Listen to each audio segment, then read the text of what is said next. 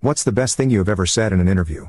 1. I called the woman interviewing me Tina. Her name was not Tina. I did this on purpose. I was being interviewed for an IT position with a very high-end resort. From the moment I started interacting with this woman, I knew I wasn't going to take the job even if it was offered. She was that unpleasant. However, being the professional that I am, I figured I should at least complete the interview. That was before she started talking down about her employees as if they were her personal servants. She was elitist beyond belief. She outright laughed in my face when I told her I had experience dealing with wealthy people. She generally made no effort to hide her disdain for poor people and told me that I would not be permitted to ever talk to the clients. It was at some point during this conversation that I had Ron Swanson running through my head. When people get a little too chummy with me, I'll like to call them by the wrong name to let them know I don't really care about them. The woman in question was named Tony, but by the time she was done with my interview, I wanted to call her Satan. So, at the end of my interview, I stood up, reached out my hand and said, "Thank you for the interview, Tina. I'll see myself out." I thought her face was going to explode. How dare this peasant call me by the wrong name? Yeah, I nuked that bridge from orbit, but I have absolutely no desire to work for a person like that,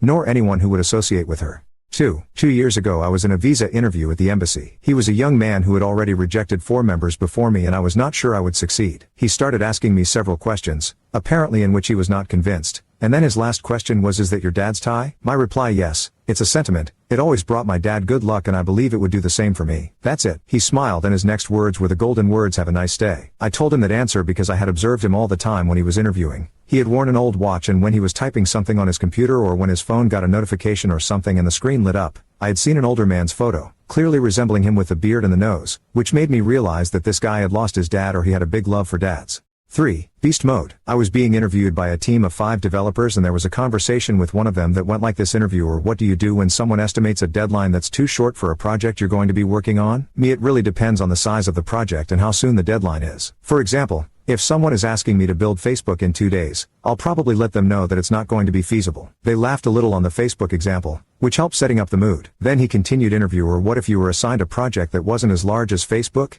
Instead, a project that was small-sized but with a tough deadline?" Me, in that case, I will inform them of my concerns and make sure I give them frequent updates about the progress. For instance, I'd report after 25% of the project time elapses how close am I to getting the project 25% done and so on. If it's getting closer to the deadline date and I haven't hit appropriate milestones, I'd inform them that we are probably not going to be able to meet the deadline and we should consider extending it. Interviewer, what if they said that they're not going to be able to stretch the deadline date? Me, well then I go beast mode and work late until I get it done. The entire room laughed really hard. I think most of the developers were gamers, so that resonated well. I ended up being hired. 4. I'm not going to lie. Yes, I have stolen before. I was interviewing for a seasonal position at Home Depot with the store manager. The interview was going well, but he seemed to be quite serious, so when the opportunity to hopefully lighten the mood presented itself, I took it. "Have you ever stolen anything?" I'm not going to lie. Yes, I have stolen before. The look on his face turned to utter disgust and disappointment. I thought for a second I had blown it. May I ask why? Honestly, I can't remember. I actually can't even recall stealing. But I know I did because I remember very vividly the moment my mom made me go back into the store, hand the pack of balloons to the manager and apologize to him for stealing them. I was only 3 years old, but I definitely learned my lesson.